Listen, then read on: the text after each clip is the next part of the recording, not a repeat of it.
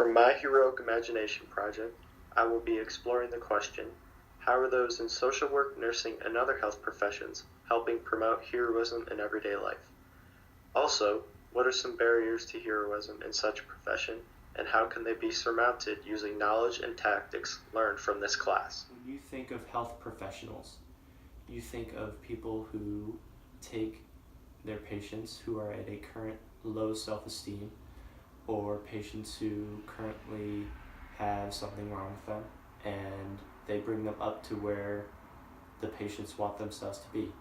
They take their low self-esteem and they perform surgery or they prescribe medicine to their patients in order to bring them from that low self-esteem to that high self-esteem.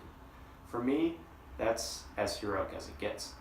That is what made me want to be a physical therapy major.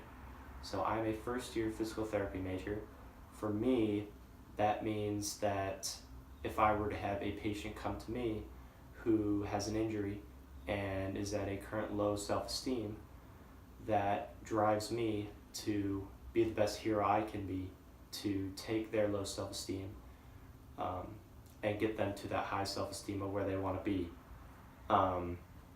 And as a health professional, I think as a whole, our profession needs to think that same way. They need to take patients with that low self-esteem, bring them in, give them treatment, and take them up to that higher self-esteem that they need to be. And like I said earlier, that's as heroic as I believe anyone can be.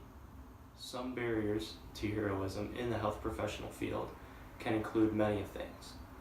There are 3 things that I think are the most prominent in the barriers to health professions. 1, I think the desire for money. People always want this green stuff, right?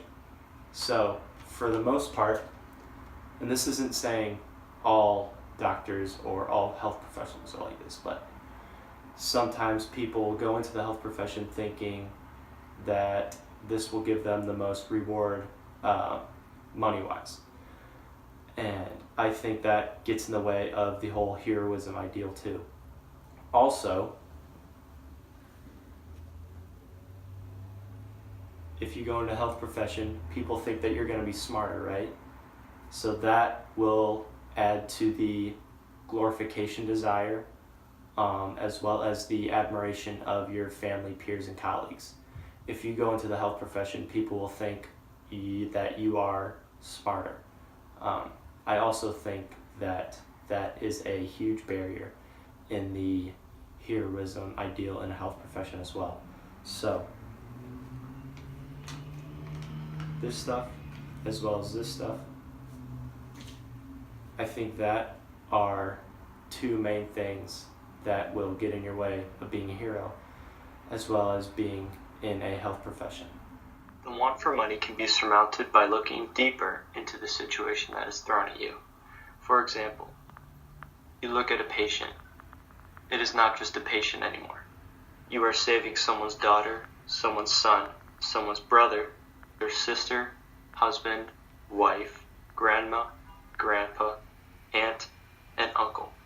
You name it, the list just keeps on going. In doing that, you will lose the desire of doing that job just for the money alone.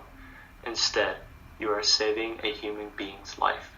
Likewise, the want for glorification and admiration from family members, peers, and colleagues can be surmounted by going through your daily routine and simply loving what you do and staying focused. By loving what you do and staying focused on your task at hand, you will forget all about the admiration and glorification you may or may not be receiving.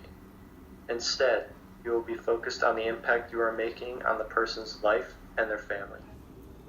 The smiles on the patient's face when you tell them that they are back to normal and they can resume life as if nothing ever happened, that is what is so rewarding about this whole heroic process. For health professionals and aspiring health professionals like myself, that is all that we ask for in our heroic. Likewise, that's all we want as humans too, is to be normal in a homeostatic environment where everything is in balance, our health, our families, our homes, and even our psychological state. Thank you for listening to My Hero Imagination Project.